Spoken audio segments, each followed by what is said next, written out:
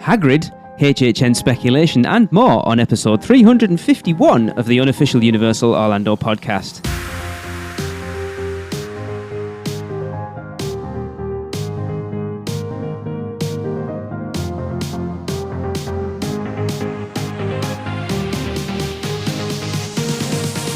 Hey everyone, I'm your host Lee.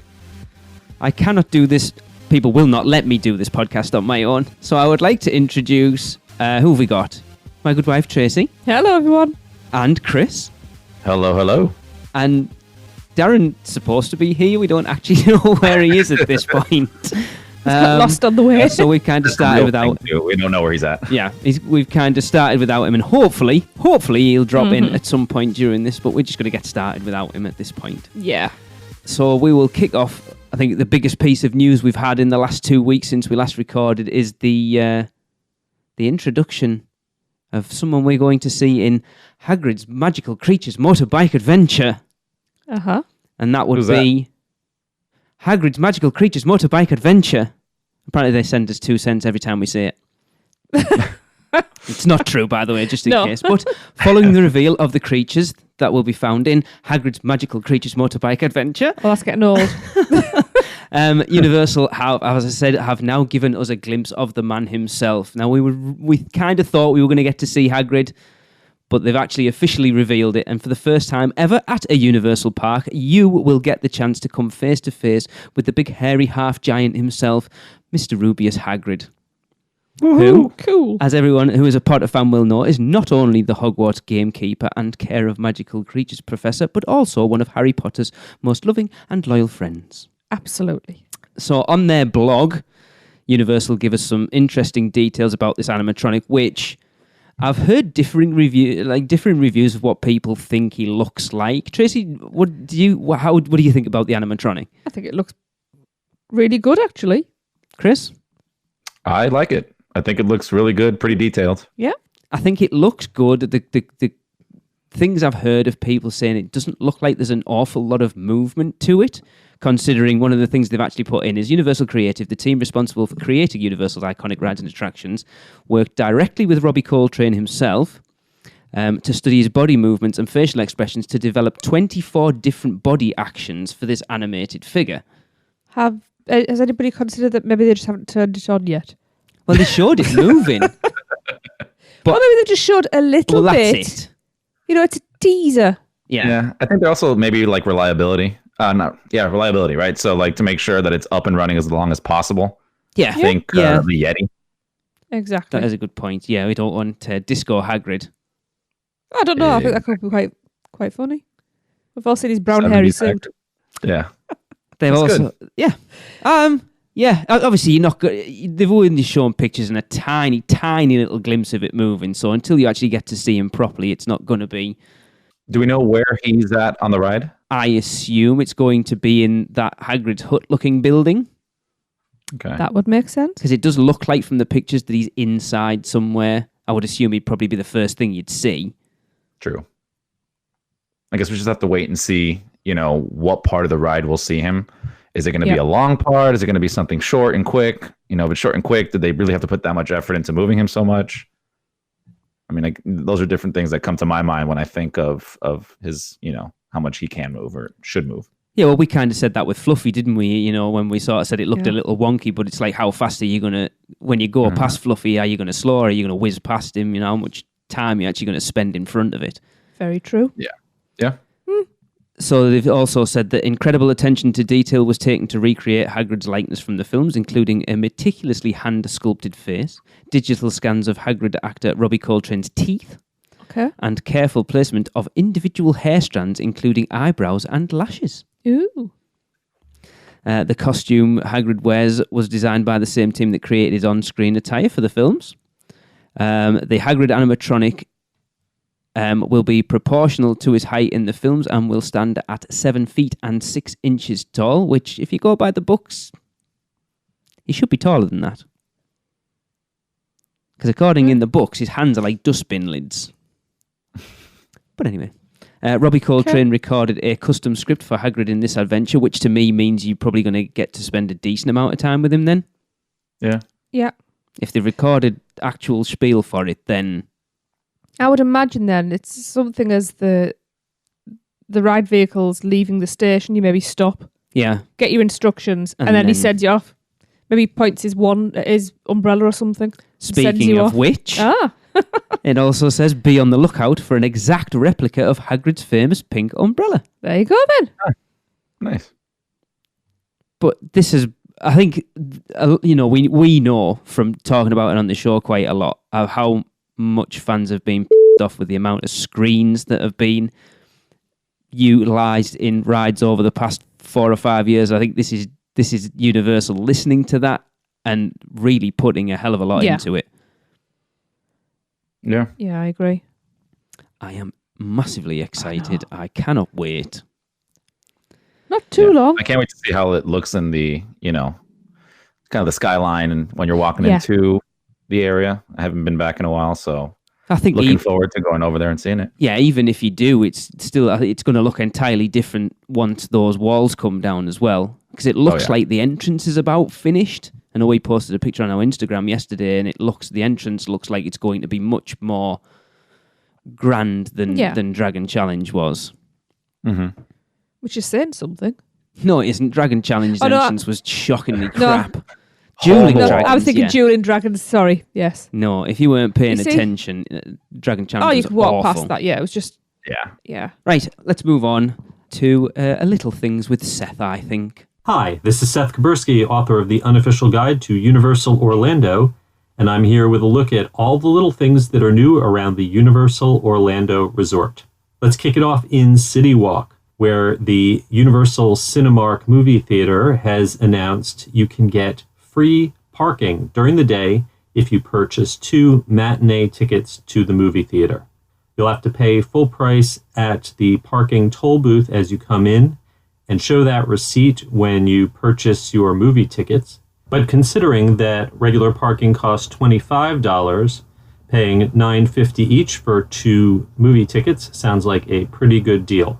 Inside Universal Studios Florida, Despicable Me Minion Mayhem is offering a single rider queue right now. I'm not sure if this is a short-time test or if it will be permanent, but it worked pretty well for me, getting me on the ride in about 10 minutes. You might also be interested to know that even though Universal Studios Hollywood has removed the 3D from their Despicable Me ride, 3D is still being used in Florida for now. Right across from Despicable Me, Shrek 4D has now closed one of its 2 theaters to make room for a haunted house. So expect wait times at that attraction to be higher than normal until Halloween Horror Nights is over. I saw Shrek for the first time in quite a while recently, and the projector is way out of alignment with very bad double ghost image on the screen. So I recommend skipping Shrek altogether, at least for the time being. So on the opposite side of the lagoon, there are construction walls in front of Richter's. It looks like they are repaving the bricks in front of the restaurant to make the cobblestones less rough. That should be good news to people with wheelchairs or strollers. Over at the MIB Gear Shop at the exit of the Men in Black ride, they've removed pretty much all of the Men in Black merchandise and are now selling the superhero merchandise that used to be found in Cyber Image, which was the store at the exit of Terminator 2 3D, which is now selling Universal Monsters merchandise. And to wrap up Universal Studios Florida, the Cinematic Celebration Show is going to have a special Universal Orlando annual pass holder area on May 11th, 18th, and 25th. There'll be a designated private area just for annual pass holders. All right, let's hop over to Islands of Adventure. In Marvel Superhero Island, Kingpin's Arcade has gotten rid of the last of the property's 1980s vintage arcade games that had been brought in last year for Halloween Horror Nights. But they did get in a Virtual Rabbids VR simulator not too long ago. What? There's been a little bit of land clearing going on backstage in between the Spider-Man attraction show building and the old Toon Lagoon amphitheater. I'm not sure that this has anything at all to do with any sort of guest attraction. It could just be some behind-the-scenes support work, but we'll be keeping an eye on it. Also in Toon Lagoon, you can go into the main shop there if you're an annual pass holder and pick up your free pin for May, which is dedicated to the 20th birthday of Islands of Adventure. Oh, Of course, most of the big work going on right now is in Jurassic Park, where the remainder of the raptor encounter and the original Triceratops encounter entrance have been demolished. That whole area has been flattened in order to make way for the upcoming unannounced roller coaster. A quick note over at Volcano Bay, the Kala and Tai Nui Serpentine body slides will both be closed on May 14th through 17th for some routine maintenance. We'll wrap it up with some hotel news. The refurbishment of the Royal Pacific Resort's lobby has finally begun. The concierge desk should soon be moving out to make room for a new grab and go. And the dining shuttle that used to be available to take you to the restaurants at the various hotels has been discontinued. However, there's still a shuttle bus that circulates among the hotels and the parking hub, which you can use to transfer from one hotel to another. Okay, I'll be taking the next episode off because of the Orlando International Fringe Theater Festival, which I encourage you all to check out if you are in town. Otherwise, I will be back in June with more little things from around the Universal Orlando Resort. Until then, I'm Seth Kabursky from the Unofficial Guides. You can follow me on Twitter at the UG Series, or check out our new YouTube channel at youtube.com/the Unofficial Guides Series. I still find it hilariously bizarre that they've pulled all this land out. It's not like they're hiding it at all. Like all the clearing in front of the Discovery It's the Centre. first thing you see when you walk in. After you pass the entrance area. Yeah. And haven't said a word. Yeah. It's so bizarre. Right, let's talk about Minion Mayhem in Hollywood for a little bit. Why the hell have they taken the 3D out of that? I just don't get it. It's a very weird decision. It does seem a bit random. It's like the only reason to go on that attraction, because otherwise it makes it as bad as Shrek at that point. Yeah. I don't understand the logic behind it. I'm trying to think. A lot of kids ride that ride. Could it have something to do with, the goggles with children and I don't know, them fussing around with them or something along those lines? I mean, there's other than that, I can't really think of much of a reason you remove, one of the cool aspects of that ride. But then you've got Shrek exactly like straight opposite. It's I know we're talking about Hollywood and not Orlando, but it just seems weird. I think Universal forgot Shrek was even there. It sounds like it. We tried to. There's double ghosting and, seats barely moving. I wonder if... So you want to speculate and think, usually when things get that bad, it's usually because they're letting it, because they're not bothered, because it's coming down. Like you think of how bad people reported Terminator 2 3D being sort of for the last few months. Yeah. And you think, is the writing on the wall? But then you think Halloween Horror Nights, they've already closed one of the theaters off for Killer Clowns. Do they normally close it that early? I don't honestly know. It's not that early, man, Chris. You got to think, we're not that far away from Horror Nights at this point. Wait, it's not January right now? No, it's not. Okay. I know exactly what you mean. What are we from Horror Nights? It's only June, July, 3.5 August, months? 4 months. 4 months. Wow. Yeah. Okay. I take back my statement. Yes. Taking all the MIB stuff out of that store and replacing it with comic book stuff they obviously don't sell an awful lot of Men in Black. You think maybe with a new film coming out, it might revitalize it a little bit? Maybe. I kind of like that cheesy Men in Black merchandise as well. Yeah. Oh, yeah. I always wanted a pen that looks like the flashy thing, but they didn't do one. Neuralizer. Yeah, just like a Yeah. clicky pen, but Yeah, you just thought that would be an idea. I'd have bought one of They them. do sell a neuralizer, though. They do, and it's huge, big plasticky thing. Yeah. Yeah. Just attach a pen to that. Yeah. And oh my God, I need one of those pass holder pins for this month. I love that they're finally embracing Islands of Adventure a little bit. I was showing Tracy, I think, I think it might have been in Alicia's group. Someone posted a picture of the Islands of Adventure T-shirts that they're selling at they're amazing. I still want to call it It's Island about time. Mercantile at the beginning. I don't know what it's called. Have you seen them, Chris? I haven't. No. It's proper like old school retro, but it's got like the compass on the front. It's really cool. Yeah. Oh, really? Nice. Yeah. Okay. Because they don't do a lot of Islands of Adventure specific merch, which is so sad. The old school merch was that compass on the front, right? Mm-hmm. Yeah. And just at Islands of Adventure. Is that similar to this one now? It's like a retro thing like that, or? Kind of. Yeah. Okay. It looks pretty cool, but I wish they'd do more. I know. I love that area. It is an area. As far as I'm concerned, it's an area in its own right. They've kind of forgotten about Islands of Adventure a little bit, haven't they? I do worry about it. Yeah, it is concerning. I'm sure they're still dumping some money in there. I mean, you got the new roller coaster Hagrid's, and then you also have the unnamed Jurassic Park experience. Yeah. And then Kong's not that old. Uh-huh. Yeah. Maybe it's not as much as we would like. I don't know. Yeah. They don't look like they're in a particular rush to do anything anywhere else. But there's a plan. You mean like a fourth gate or inside the park? I think they said they're not rushing to do anything else. Inside Islands of Adventure. Okay. I really hope they kind of ramp up a little bit more, just because I think once they start, the fourth gate or third gate, whatever you want to call it, whichever one. Yeah. I think then you're really going to see like slowing down of the other two parks because they're going to focus all their attention over on the new one. Definitely. So hopefully they get some stuff in now.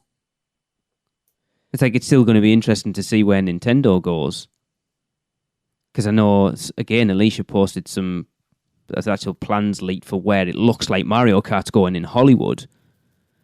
Do we think it's still going in one of the original two parks? I don't think so.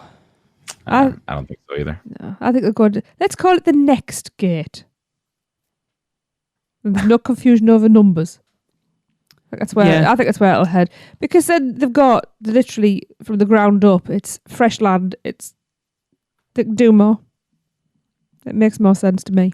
It's difficult because I think you can spread yourself. I understand why they're doing what they're doing. Islands of Adventure isn't a bad park by any stretch of the imagination, but they're trying to compete with the mouse down the road, aren't they? And I think they're going to need to once Galaxy's Edge opens. Yeah, but I think so. We shall see. Anyway, Tracy. Yes. Get some birthdays out of the way. Okie dokie. Okay, so we have 3 birthdays this time around. On the 18th of May, it is Jean-Michel... Jarre. No, it's not. Jean-Michel Jarre. Funny? How do you pronounce his surname? Lemoyne? I don't know. Jean-Michel Lemoyne. If I've got that wrong, please let me know. It's French. So yes, it's your birthday on the 18th of May. It might not be French, actually. It might be Canadian. I might not be any. True. Would you want to stop hijacking? Seriously? God. Anyway, happy birthday. Happy birthday. Happy birthday. And then the 20th of May, it's Patrick Hopkins' birthday. Happy birthday. Happy birthday. Happy birthday. And finally, the 26th of May, we have Paul Miranda's birthday. Happy birthday. Happy birthday. Yay. Cool. There you go. We have had word. Darren is on his way. He will be joining us shortly. And while we are waiting... Has he been in the coffee run for us? I have no idea where he's been. We think he fell asleep. Chris. We'll get down to the bottom of this. We've talked about this a lot. I think it looks amazing, if I'm honest, considering it was somewhere we weren't particularly bothered about. But we've got official word of the grand opening of the Today Cafe, have we not? We do. Yes, we do. And I hope you are hungry. Oh, it looks awesome. Yeah. So like Lee was saying, the Universal Orlando have announced that the Today Cafe at Universal Studios Florida will officially open on May 16th. Now, as we talked about previously on the show, it is inspired by NBC's long-running morning show. The new cafe will make you feel as though you stepped onto the Today set with unique theming and specialty items. The creative and culinary teams have teamed up with Today to create one-of-a-kind experiences. So what kind of experiences are you guys expecting? Food and drink, probably. Food, Yes. Food and drink and running back into the park. I might even just grab and go straight back into the park. Mm-hmm. Yeah. So the venue's designed to look and feel like Studio 1A in New York City, where Today broadcasts daily. There's vibrant orange awnings and large floor-to-ceiling windows will line the outside of the cafe, as well as outdoor seating meant to look like the Today Plaza. Inside, you will be able to step into the stage lighting and Today's vibrant orange theming with a modern and sleek design. Plus, as you sit down and enjoy your cup of coffee and a bite to eat, you can catch up on today's headlines from today's live broadcasting. That's a lot of today's we're saying. Yes. But we're referring to the place. So just in case we get confused. So eating and drinking. Today Cafe is going to offer specialty coffee, the Today Blend, made exclusively for the venue, featuring locally roasted private label coffee. You'll be able to sip handcrafted cappuccinos, espressos, lattes, cold brew, and more while chowing down on pastries. Made fresh on-site daily for the perfect breakfast and afternoon pick-me-up. You'll also be able to enjoy unique and healthy options, including avocado toast. We know how much you guys love that. And organic acai bowls. I hope I pronounced that correctly. Acai? As well as sandwiches and salads. One of the standout features of Today Cafe menu will be seasonal dishes inspired by a Today personality. Let's talk more about that dish you guys love. Al's avocado toast. So the first seasonal dish is Al's avocado toast, inspired by the one and only Al Roker. This dish features smashed avocados, cherry tomatoes, artichoke, roasted red onions, tomato aioli, toasted farmhouse white, served with bread and butter pickles. What the hell are bread and butter pickles? Like, I'll be honest with you, none of that sounded appetizing to me. Not at all. No. Darren, what about you? I like bread butter pickles. Welcome, Darren. Hello. Sometimes it's raining out and it's just a really peaceful environment. You kind of sit on the couch for a second, close your eyes, and then you wake up and half the show's gone. So hey, how's it going, everybody? I called it. You got it. Terrible. I'm not sure I'm going to see the end of the show because I'm the same. Welcome to the show, buddy. Yes. Actually, Thank it's you. a tag team. Darren's here. I'm out. I'm going for a sleep now. See, have a good one. No, you might want to flip the pillow over. I think I've been drooling. So. Fair enough. That's one of the best introductions we've ever done. Oh. Yeah. Chris Darren wants to know about breakfast. Carry on. Oh, yes. Well, we're done with breakfast, so let's go on to some lunch. So, Oh man, miss breakfast. I always miss breakfast. it's okay. They need to go to an all-day breakfast for me. Yeah. I'm with you on that one. Yes. The Mulberry Street Italian sandwich. This one actually sounds good. It looks amazing. Porchetta, spicy capicola, copa, provolone, arugula, roasted tomato, basil aioli on a crusty baguette. Chinatown chicken salad, baby arugula, Napa cabbage, radicchio, shiitake mushrooms, Or radicchio, whatever. Yeah. radicchio. Wow. Daikon sprouts, wasabi cashews, and soy peanut vinaigrette. Ooh. Heck yeah. That sounds Yeah. good. Throw everything in there. Why Yeah. don't you? And we also have roasted cauliflower salad, which is What? roasted cauliflower. Why? But I have no idea. Because Jade has to have something to So eat. why? I think cauliflower is the new avocado. No, avocado's the new avocado. Mm-hmm. Millennials. You got Brussels sprouts, arugula, farro, avocado, prosciutto, lemon vinaigrette. Brussels sprouts. You have them once a year, That Christmas is Day. weird. Brussels and cauliflower. Yeah. Cauliflower. Yeah. Ugh, no. All right. This next one is for you, Tracy. Oh. The I Heart Vegan Sandwich. Ah. I Okay. don't want a vegan's heart though. So you can get it without the heart. And if you get it without the heart, you'll get roasted portobello mushrooms, peppers, zucchini, carrots, vegan jalapeno cheese. Ooh. I have no idea what that is. Not cheese, no. basically. Just put vegan jalapeno blank. Yes. Sun-dried tomato pesto and pressed cranberry artisan bread. Ooh, it sounds good. Yeah. And if you just kind of want to hang out, maybe have something to pick on, something to drink, there'll also be cheese board and wine. Today Cafe acai bowl and the pastries that we talked about. And Today Cafe kale with oven roasted chicken salad. And Today Cafe fruit tarts. And inspired by the 4th hour of today, there will be wine and beer on tap, as well as delicious cheese platter for 2. I said that one. So, yeah. You can also head over to the UUOpodcast.com to check out Matt's recent post about the pass holder preview that happened recently. So I was watching, is it View from the Cheap Seats on YouTube the other day, and he went. And then the trackers also went. Yeah. And considering when they first announced this, I was like, I'm just not interested. It looks really, really good. It does. Cheesecake on a stick, yes, please. Yeah. I just want that. The funny I thing like is, food, I mean, food to the stick. yeah, and this is the food. This food is a little jazzed up, but it's pretty similar to what they had there already. People just never went in there. Well, that's it's true. That's probably, We went in once, didn't we? I don't remember. We going had a sandwich and we sat in. But they did have like chicken salad sandwiches, like a sub sandwich. They had a few different kinds, like Italian sandwich, all those kind of things. But they've added a few different items and jazzed it up quite a bit. But I want cheese and wine. Yes. There you go. But Now I you got don't your want to cheese and share wine. it. for breakfast. Yes. You're on vacation. You can have cheese and wine for breakfast. Yes. If you want to do the Game of Thrones thing, there you go. Be a Lannister. But yeah, I've said to Tracy a few times watching bits and bobs about it, I really want to go there when we come over. And I wasn't fussed in the slightest when they first announced it. We were. Which is good. It's good that, again, they're kind of doing similar to what they did with the International Food and Film Festival, another area inside the park that no one ever went into. Spruce it up a little bit, slap some new food in, and everyone wants to go there. Yep. Cool. Yeah. Oh, I'm flicking through Instagram because I saw something this morning. I'm pretty sure it was something that's available there. And I was like, I need that. And I think it was something like a matcha cream puff or something. I'm trying to find out who posted it. Matcha cream puff. Yeah, Yes. it looks amazing. Is that Yeah. weird? It's matcha It looks green like tea. a bun, Yeah, with green. Is it and it looks like it's drink got or moss food? on it. Yeah.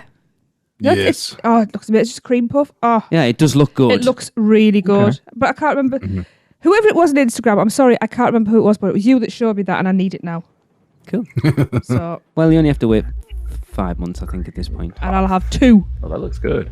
Right, while Darren rubs the sleep out of his eyes, we'll take a quick break and we'll be back in a second. Mouse and Muggle Travel Company, our services are completely free to you. We don't just do Universal, we can do Disney, we can actually do anything. I don't know if anybody knows that.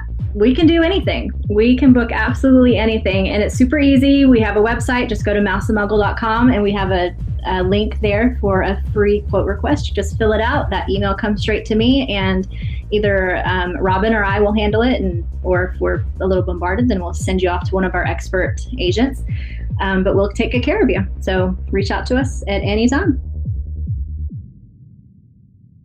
Welcome back, everyone. We'll continue on the show, and I think we will head it over to Alicia with a rumour mill. We haven't heard from Alicia for a while. Hi, this is Alicia Stella with news from the rumor mill. Word on the street is that the Bourne Stuntacular show, replacing Terminator 2 3D at Universal Studios Florida, has been pushed back to next year. With no news about its replacement since the T2 show closed back in October of 2017, many have begun to speculate about a delay. Universal has only ever said that the replacement will open in 2019 and will be an all-new live-action experience based on a high-energy Universal franchise. I'm not so sure myself that the show has been postponed, but with the Exit gift shop getting the Monsters makeover recently, that has added some fuel to the fire for the rumor. I have heard movement going on inside the theater on my last few visits. Not that I'm listening against a wall or anything, I swear. And I've been told that some type of rehearsals have been going on off-site for a while now for the new show. To those of you that are hoping that the inclusion of Monsters decor and merchandise at the show's Exit gift shop is a sign that they have abandoned the Bourne stunt show idea for something monster-related, I'm afraid that is just not the case. Remember that gift shop is also the Exit shop for the horror makeup show. Plus, most of the decor can easily be removed if and when they need to retheme the shop again. As none of the silver-themed structures have been removed, only monster stuff placed on top. Regardless of whether or not the new show's opening has been postponed to 2020, I doubt we'll hear anything about it until at least after the new Hagrid coaster opens at Islands of Adventure next door next month. I've heard they started testing for the Dark Arts show here in Orlando. The new projection show at Hogwarts Castle has already been open in Hollywood, but testing at Islands of Adventure for our version has only just started. Projection effects, lighting, and sound have been tested so far, but no word if our version will include the amazing drone effects or not. Also going on at Islands of Adventure right now, you may have noticed some movement happening between the Spider-Man ride and the Toon Lagoon Amphitheater. They've cleared out a lot of trees and removed stanchions from the furthest part of the Spider-Man extended queue. While I know I'd like to see another ride added, either to Marvel Superhero Island or maybe the Secret Life of Pets ride to take over the never-used theater, it appears that this work is somehow related to the Jurassic coaster. 2 new electrical transformers have been reportedly installed back there, and the lines will need to be run underground all the way to the coaster. And in the wrong These part. transformers will apparently help to power the coaster's launches.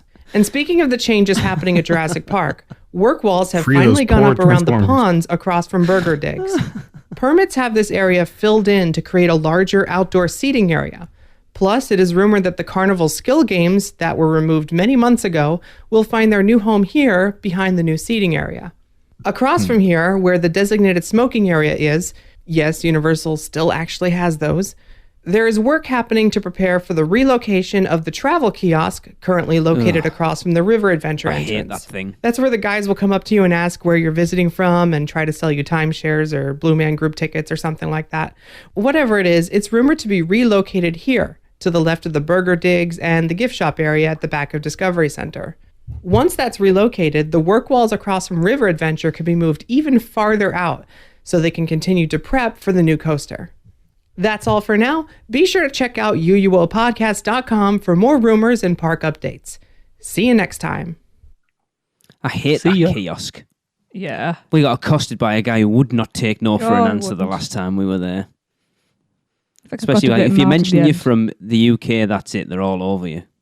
But anyway. So you're from Orlando. You get to say you're from Orlando and it's your last day there. Yeah. They'll leave you alone. Say I'm here. That's a good idea. Yeah. Say I'm from here, and then they're like, "Oh, from Orlando." Be like, "No, here. Yeah. I live here. What are you doing in my house? Get out of here!" Yeah, I think that they'll probably leave you alone after that. Yeah. And Alicia mentioned that. I can't believe it's been nearly 2 years since T2 3D closed. Never. Yeah, Wow. Time goes I so won't fast. be back. Too soon. Oh, Darren. Darren's got half an hour to make up, you see. Yeah. Cool. Right. Well, and seeing as though you're now here, Darren, we can do this. Yes. Let's move on. I swore I was not going to talk about Halloween Horror Nights speculation this year, but Darren convinced me that, you'll find out anyway. Let's just do it. Darren, go on. Yeah, I said, hey, in a couple of months here, or a month, probably, the way they're going, you're going to know everything there is to know before the event anyway. So, hey, might as well talk about some rumors, right? Yes. Everybody loves some rumors and some speculation, especially when they're 99% accurate historically. So some of these sound a little strange maybe, but they might be worked around. You might see it change a little. You might see the locations change, but for the most part, they're pretty accurate when they put it to the map. So here we go. So we have I'm going to start from the least interesting side here. Oh. Well, first we'll talk about things we've already talked about, right? Yeah. That's what you got to start with. Universal Monsters, it's coming. Woo. The rumored location for that is the new parade building, which last year was the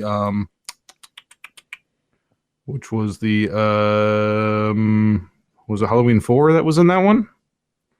I don't know. I so. didn't go. I wasn't there.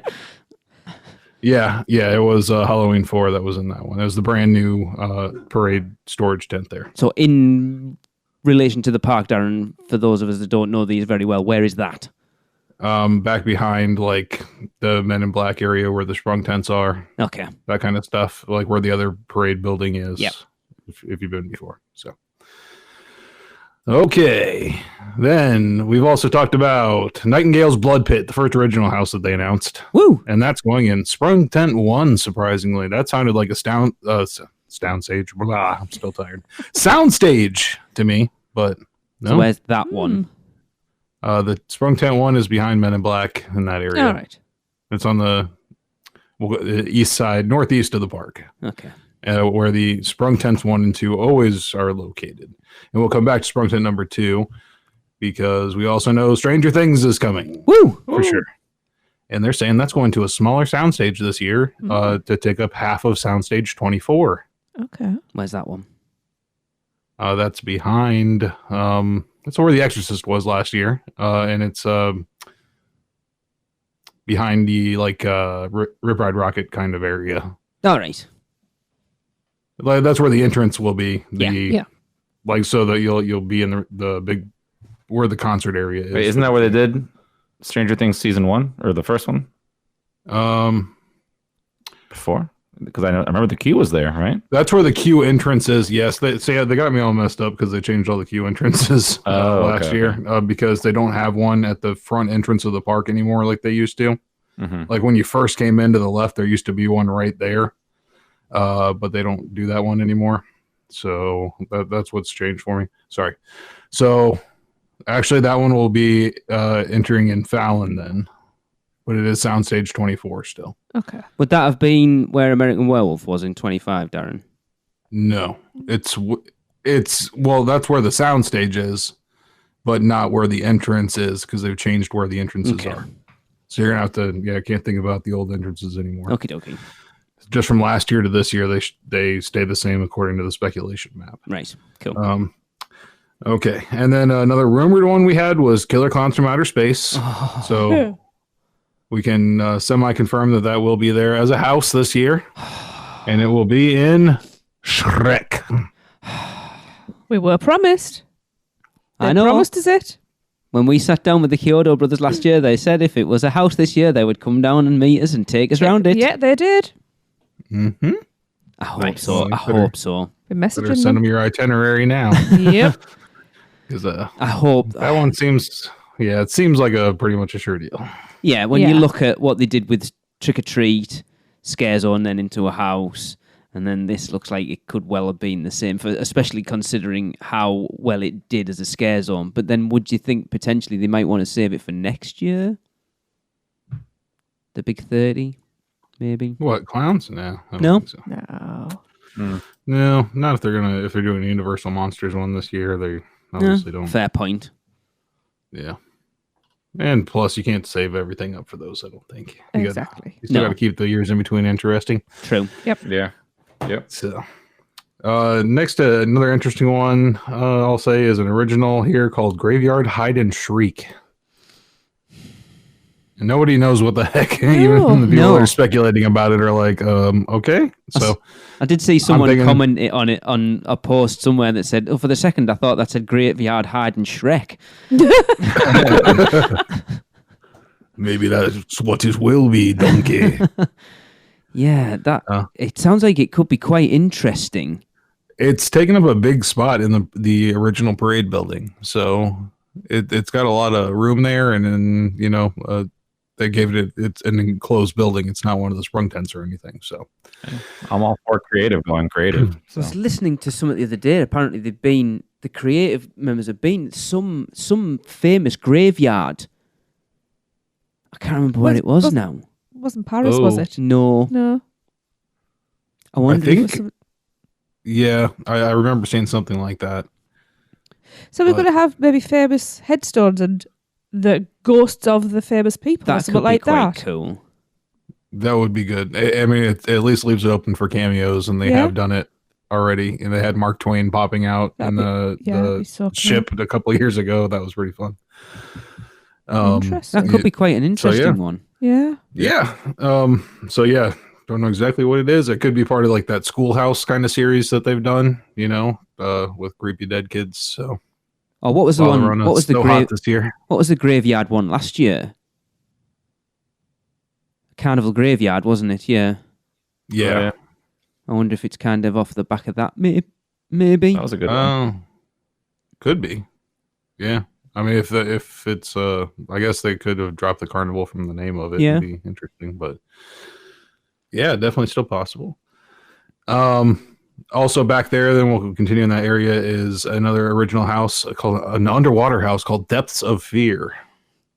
And that is in Sprung Tent number 2. Right, Darren. Hope it doesn't spring a leak. Darren, I think, for all it's not in the title, I think this is something you've been asking for a very long time.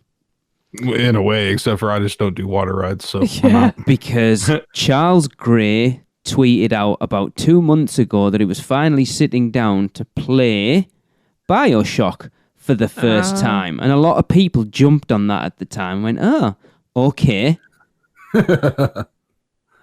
That's good. Yes. I mean, I would like a actual BioShock house, but if they take some references from that, that's fine.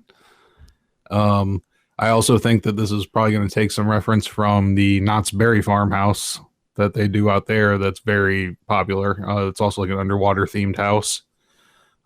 So I do expect to see a really cool effect. We talked about, I think, on Dead Man's Digest back then about it. It was this like laser grid that they use that goes across the whole entire room, and then they fill the room with smoke so that you can't see underneath like waist level. Yes. It looks like you're wading through water. Yep.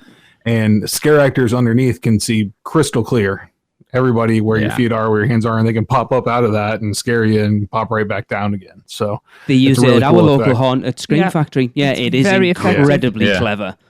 They used I'm one over here surprised. by our place too, and that was the first time I ever saw it. It was amazing. Yeah, I'm surprised that Universal's kind of the last one on this effect. Yeah. You know, as usually ahead of things as they are, but it's really cool. It might be hard to do in Orlando. The other thing too, because like when the houses that we get over there at Horror Nights are very narrow, right? The one that we went to locally had these wider, like bigger rooms that you'd get to, which allows that effect to really take place. Yeah. Instead of just a little hallway, if that makes sense. Very true. So we'll see if it's used or not. It is also a sprung tent, so it's pretty small. So we will see. Interesting. Have they ever done anything sort of underwater based before? I'm sure they've had something. I can't think all through the original houses over the years, but not anything I can think of personally. It's like a straight up underwater theme. I am intrigued by that one, especially like you say, if it could be BioShock. If they could at least take nods from BioShock, it'd be cool. Yeah. Now we've been on ships several times, and remember Mike Aiello started off as a captain. Oh, right? He did. You're right. So we have had a couple of like kind of boat themed ones, but never straight up in the water. So awesome. Yes. And then I'll save that one. Don't want to talk about that one just yet. We're going to swing around to the other side of the park, and we're going to talk about Soundstage 24. We'll be sharing with the Stranger Things, which will put its entrance on the left-hand side of the New York Public Library backlot. So if you're walking straight from the entrance of the park back, there will be two houses on the left and the right on the back wall kind of there. So you'll have two houses there. This will be the one on the left, and it's the Tooth Fairy. Is this a film? No, this is original house.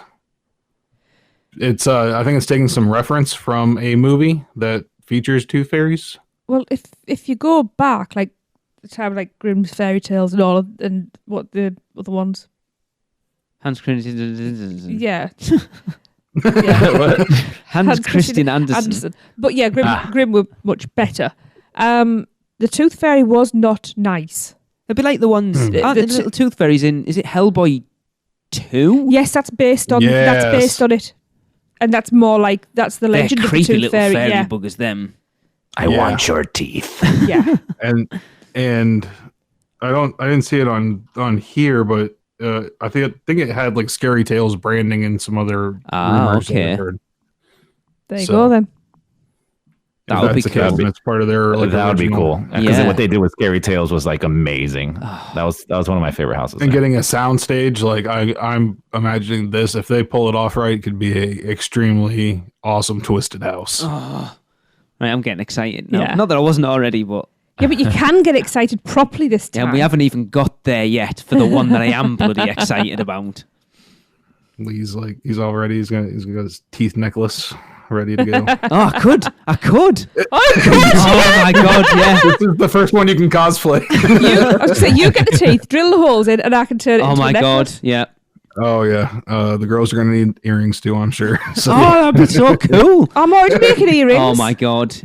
get it Hang going. on. Okay. Right. Oh yeah, I think you can make some money this year. Just in the car park beforehand. Yeah. Hey! What the hell are you on about? Oh, all right. Wow. Ooh, that backfired real Whose quick. mind's in the gutter? My mind's never Oh anywhere my else. god. You said it. I didn't mean it. I think selling stuff in the car park. I know what you're on Just about. said they still I said didn't it's mean selling stuff selling in the me car ass in the car park. I've been sleeping. I don't even know what's going on. We were already sharing Darren's bits earlier, so Yeah, we were. Anyway. Sorry, Darren, please continue. Well, yes. No problem. So, what better to share Q space with the Tooth Fairy than none other than the Yeti, of course. I just thought, well, those two just go so well together. But yeah, the Appalachian Yeti House. So, Now this we're probably comes off gonna get a rumors. Yeti over here. Yeah, because and this it's gonna come off work. rumors from the Swamp Yeti from Slaughter Cinema getting its own house, didn't it? I think. Oh, yeah. And they've obviously Yes. took that and twisted it a little bit, made it slightly different, and gone with whatever the hell the Appalachian Yeti is. Yeti that lives in the Appalachians. I don't know it's where Yeti they cousin. are. Aren't the Appalachians the ones that are like through New York? So like they cut up through the, let's see here. Just want to make sure I'm talking about the right thing. Appalachia, Eastern United States. It stretches from the southern tier of New York to northern Alabama and Georgia. Yeah, so there Well you go. done, You're in Darren. the sticks, the boonies, and the hills. The hills do have eyes in this area, so this is going to be some messed up Yeti action. Let me tell you. Interesting one. Yeah. To do a whole house on it. I can see a little bit of this could be a humor house, like I said, because the Appalachians are known for backwoods folk. We'll call it. Yeah. Playing That's a nice way to banjos. say it. Yes, maybe people whose family trees are more like family wreaths. Those kind of things. Yeah. So you might see a little mix of that, and then a mix of the actual like bloodthirsty Yeti in there as well, which That'd be should cool. be pretty fun actually. Yeah.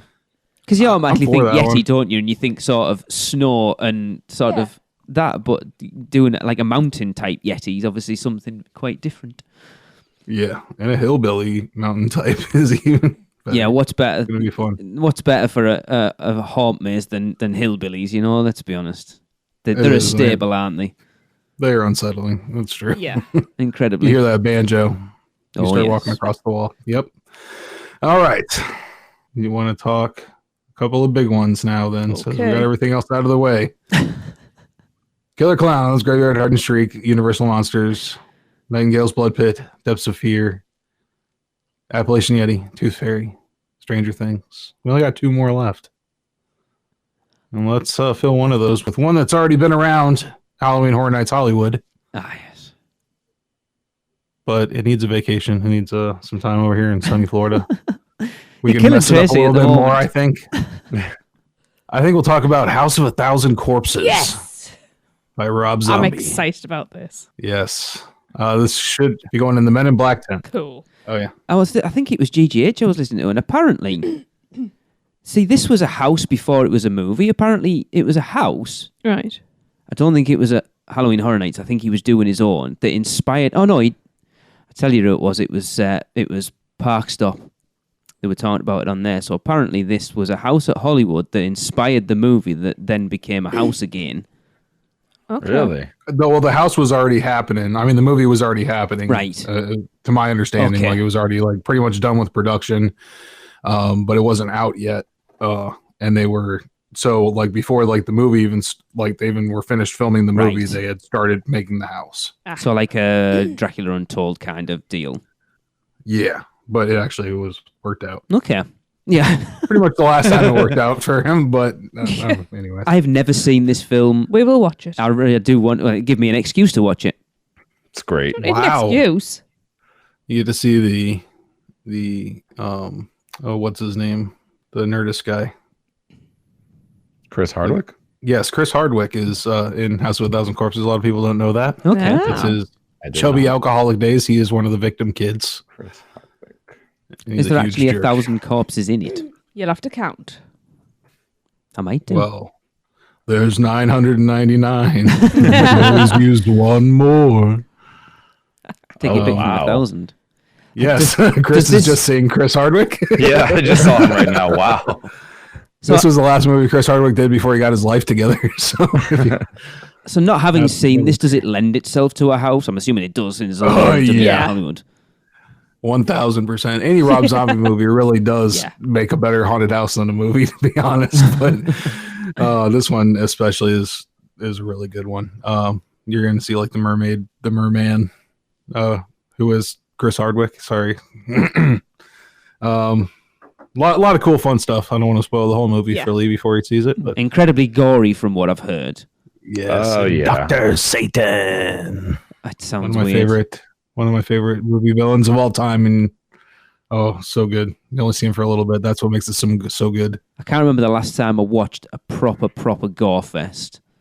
Well, this is that for sure. It's like teen victims, like all the way. It's an homage to the slasher films of this, like late 70s, early 80s. Excited to watch it and excited to experience it if I'm it glad ends you up being convinced him true. to watch it. I've failed Yeah, for many with- years.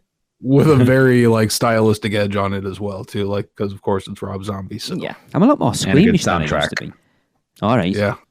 And I think the little cut through that they do in the movie, I think they'll use those as a good effect in the house as well, because they're getting really good at like doing these like small transition rooms between scenes that are like just video projections basically around you. And I could see them using like the little cuts as you watch the movie. You'll see they do these like 2 or 3 second cuts of like different things that are happening during the movie, like in between other movie scenes, like Grindhouse style.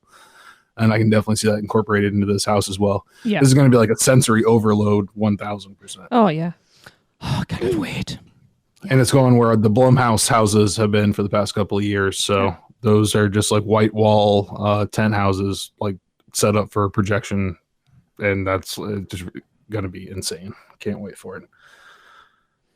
Cool. Big fan of that one. Yeah. Yeah. And then I'm also a big fan of this one. Listen, Last House. do you smell something? No one? Go on, Darren. I knew you were going to say it. I kind of teased this on our Facebook page last Friday.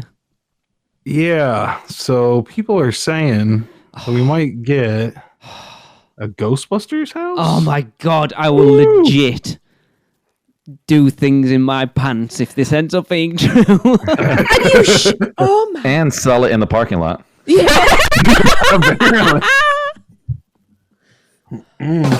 Sorry, it was late.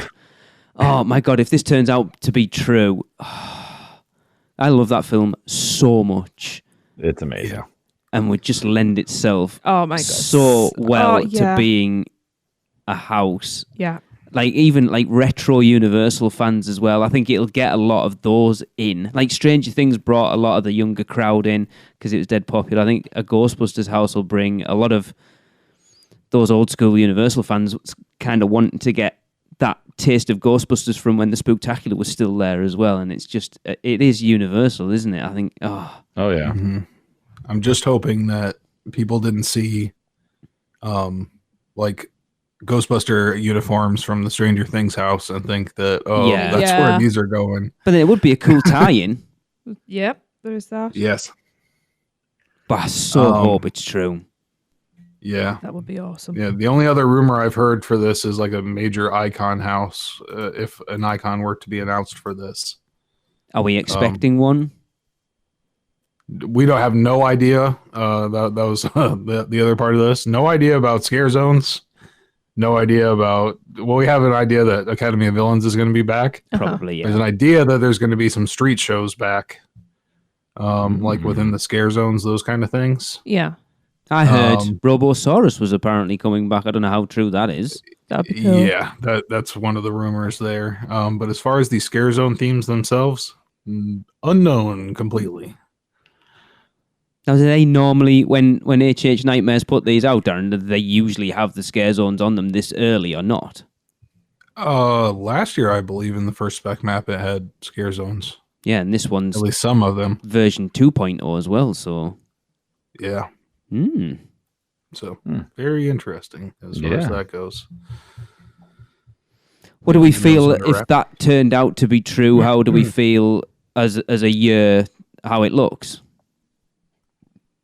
It looks like a solid transition year. Like you said, it's not one of the major years. It's not 30 for next year. Yeah. They got some solid flagpoles, Stranger Things, Killer Clowns, House of a Thousand Corpses, and if it turns out to be true, Ghostbusters and the Universal Monsters to fill that nostalgia itch. Yeah, I know what you mean. The originals seem a little bit more generic than last year. Last year felt more fleshed out, but these are spec intro things. I have no idea about anything about them, so they could be completely fleshed out, and I just have no idea. Like, I'm so gutted we missed out on Scarecrow the Reaping. Yeah. When it was announced, it sounded awesome, and then everyone raved about it from that year, and I'm just like, oh. Yeah, it was a good one. Really very good. I don't know if Ghostbusters comes to fruition on this year. That's a good year by itself. Yeah. Yeah. I agree. R.I.P. night will be just like, can we just go through Ghostbusters all night? Please? Yeah. Unless it's rubbish. Unless it won't be. Because if you go by the map, they're putting it, that's that front and center house. Yeah. Where they always and that put would be the biggest soundstage. That's where 25 years was and that kind of thing. So yeah, but just being the voice of reason, just because put it front and center It would doesn't have mean to it's be going to be a major. success.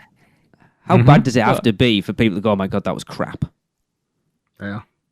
Yeah. So do they bring their old? Do they have any of that stuff still in storage? From If it Spooktacular or happens, anything? I want to see Mike Halo back as a Ghostbuster in that that'd be house. so cool. Yeah. Even if he just does it Wonder for if one they- night, it'd be awesome. For the night we're there. Yeah. Yeah. I wonder if they have any of those elements of the rooftop scene that they used to have for it and everything still stuck back in storage somewhere. It'd be really if cool you to can see. walk through that. Yeah. Oh my God. Right. Can we stop talking about it now? Because I'm not going to finish this podcast. I've literally just started. You get Oh my palpitations. God. It's like they couldn't have done anything. I don't think of anything house-wise that could be on a potential, like a speculative list that I would be more excited about than that at this point. Oh, what if every other person gets like PK meters? Oh, I think Lee's about to pass out. oh my God. He broke him. It's just going to be like a Ghostbusters fan service house. Yeah. It's just That and that's all it needs to be. It Yeah. doesn't need to be that Realistically. scary. Not at all. The theming just needs to be really good. They can pull off some effective scares just going straight from the source material. Yeah, they need something in without the a New York problem. Public Library. I will say it's a stretch, but like if they were to kind of introduce or incorporate anything from the upcoming movie, that would be cool. Yes. Who knows? It could be entirely based on the new movie true. as a promotional thing. But For all we know, It- it could be entirely based on the last one. it could. Oh. That would be scary. Wasn't that bad. I enjoyed it. I don't know. I didn't mind it. It's not a patch. It on wasn't the as bad as I original, thought but it was going to be. It's all right. I've watched it twice. Still haven't seen I would be disappointed to think that a Ghostbusters house was coming and then it turned out to be that. Yeah. You don't want to see Chris Yeah. Hemsworth walking around in there? I was going to say, Well, that film was worth who it just for doesn't Chris wanna see- Hemsworth. who doesn't It want to was- see Chris Hemsworth walking around in there? Come on. It depends if it's fat Chris Hemsworth. Sorry, everyone. Spoilers. I know. Spoiler alert. Don't reference it. Nobody knows what you're talking about. Yeah, just erase our reference and we're good. Yes. But no, I think it looks. I would be like. I think exactly what you said, Darren. It's not. It doesn't look like it's an elevated year, but it looks solid. Yes. There's enough Yeah. It's not highlights in there. cohesive. No, It's well rounded. No. there's it's enough all over highlights the in there place. to go. That's cool. That'll be cool. I'm excited Yeah. for that one. They have the potential to be good. I think it's Yeah. a good, like you say, a good solid. If it turns out to be true. Plus, these are just the houses. I mean, we haven't even talked about Yeah, the scare zones, Yeah. which in itself have become its own kind of experience to go do. Very Not just much. walk through now. It's something I definitely want to spend more time doing this year because I feel like we missed out on a little bit when we came over last time. Yeah.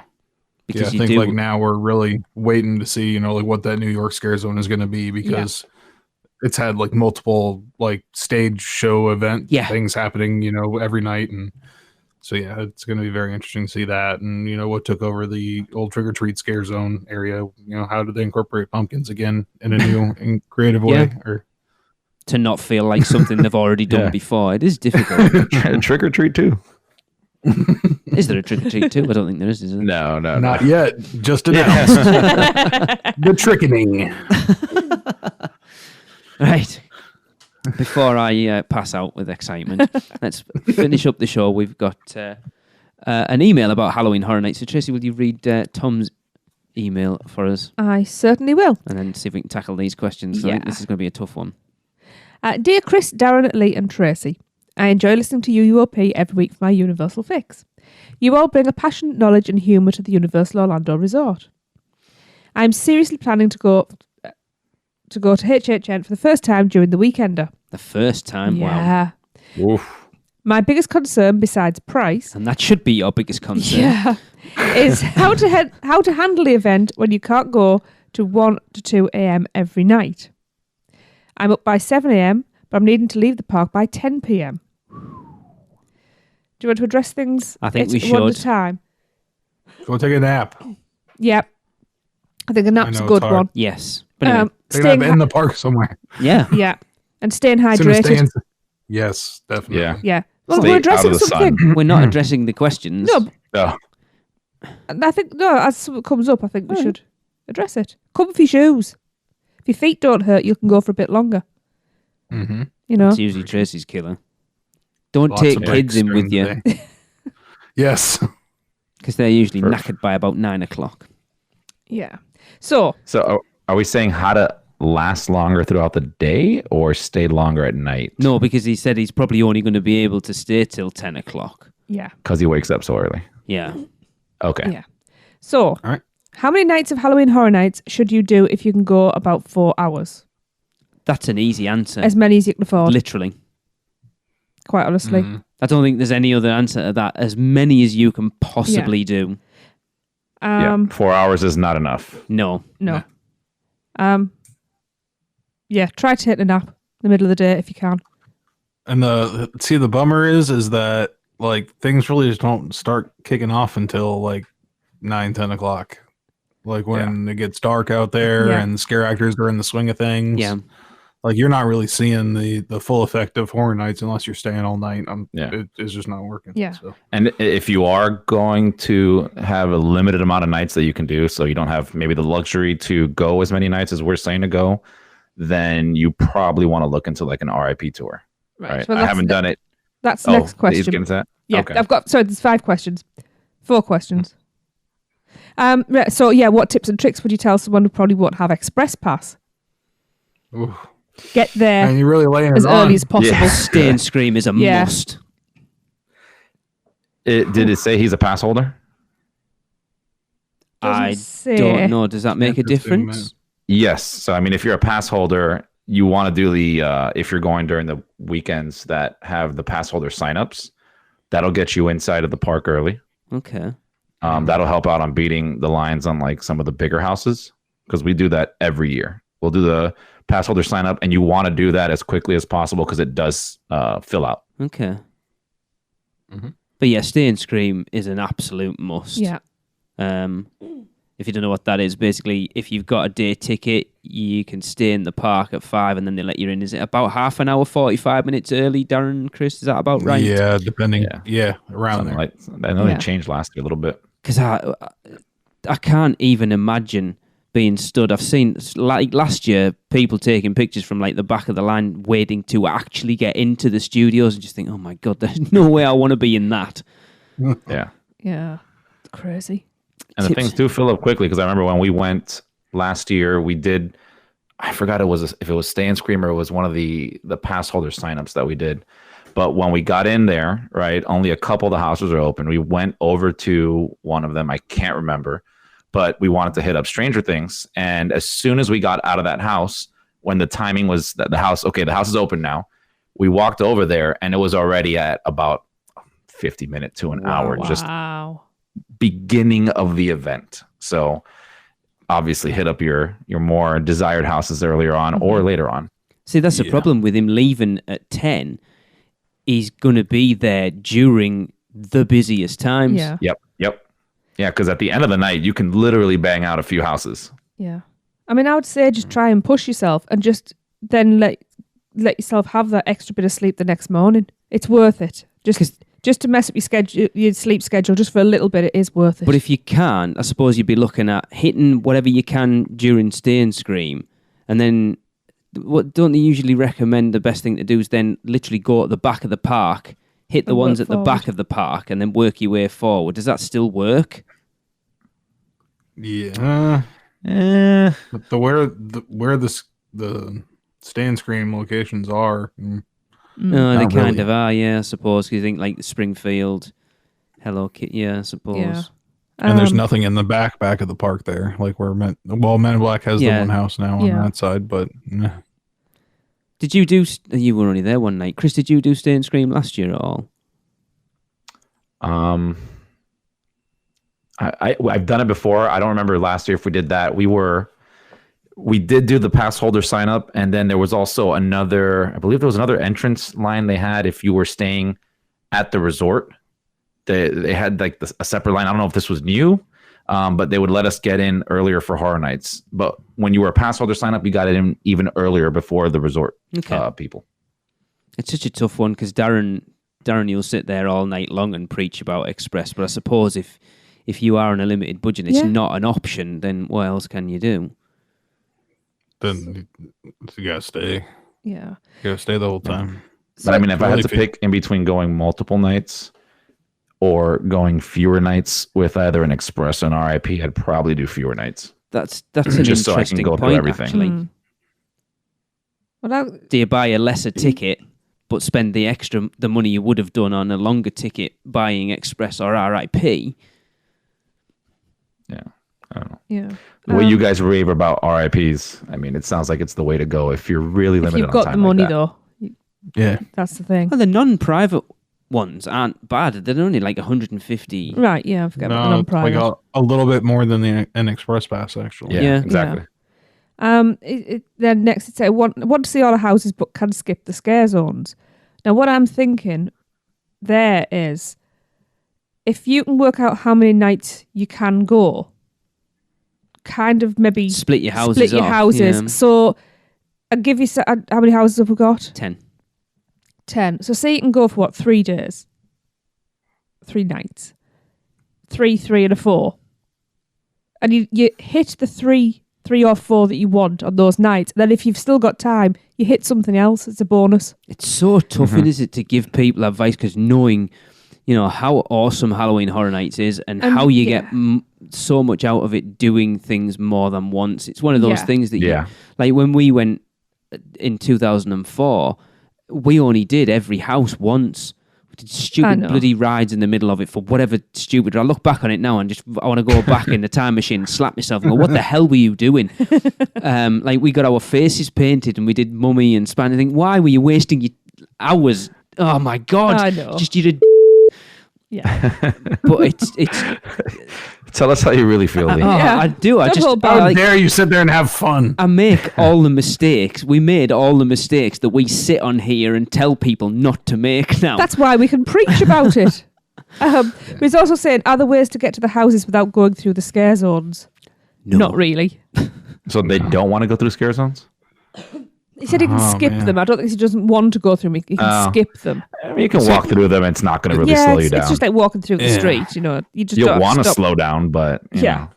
Or something might happen. You might go through even quicker. I can understand the mentality if this is your first time, just wanting to concentrate on the houses. But it's one of those things that you would always tell someone, you've got to try and do as much as you can because it's Horror Nights isn't just about going through the houses. It's the experience of being in a park that you know so well during the day that feels so different on a night, and everything coming together, the food, the drink, the scare zones, the houses, just the atmosphere. Yeah, the other people. And it's difficult. I can put myself in his shoes, like thinking, so we've all been multiple times, Darren, You go every year pretty much, right? I've been going every year for the past 10 years.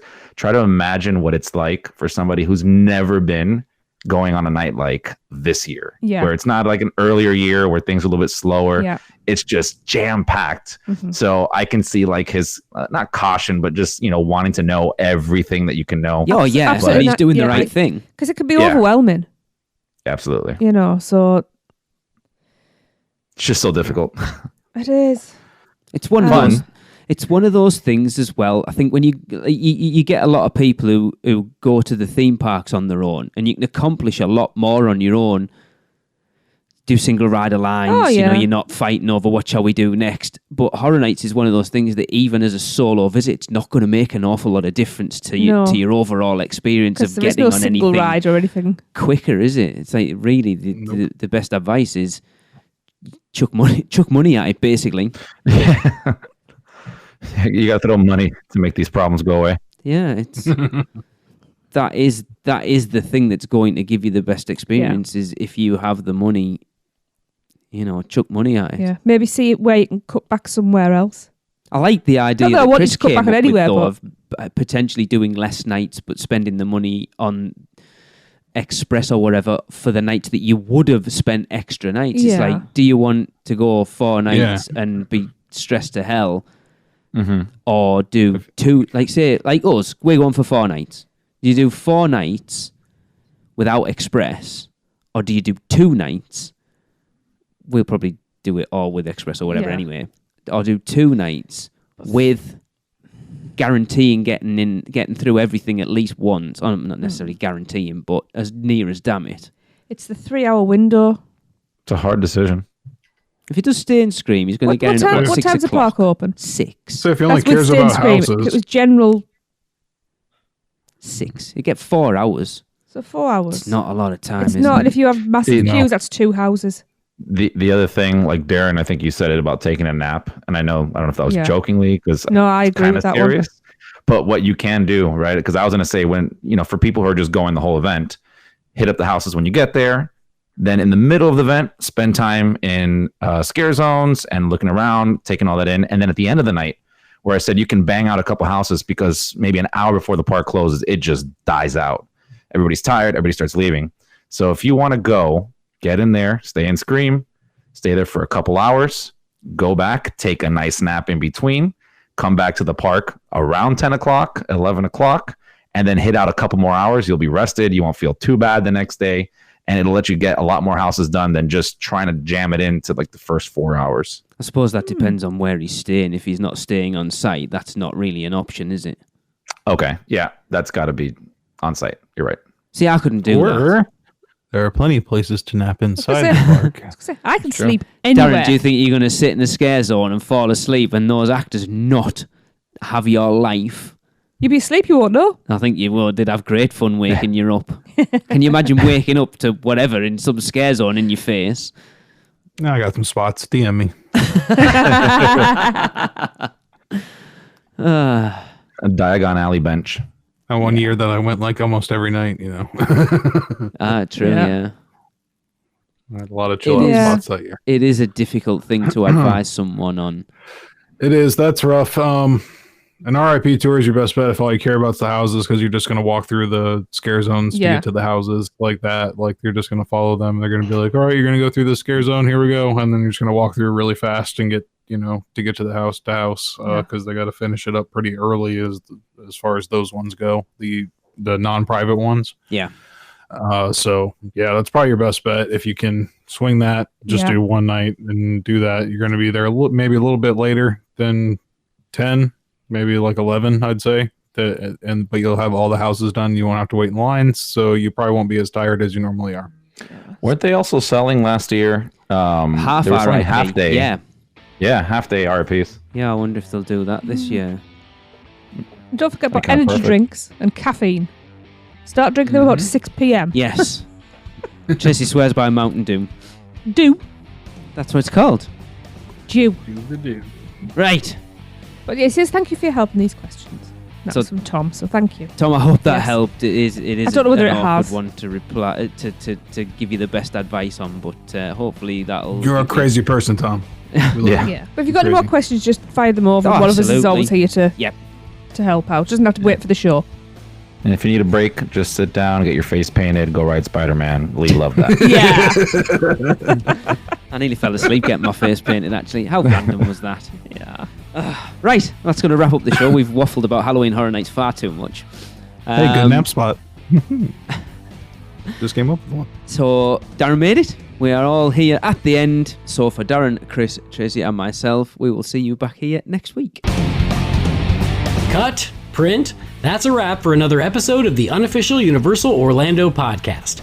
Never miss a show by subscribing on Apple Podcasts and leave us a rating and review while you're there. Not an Apple user? You can listen on Stitcher, Spotify, YouTube, iHeartRadio, or your podcatcher of choice. Email us any questions or comments to podcast@uuopodcast.com. Follow us on Facebook, Twitter, Google+, YouTube, Instagram, and Pinterest. Just search UUO Podcast. Keep up with the latest news, rumors, and updates on our blog at uuopodcast.com. Thanks for listening. See you next week.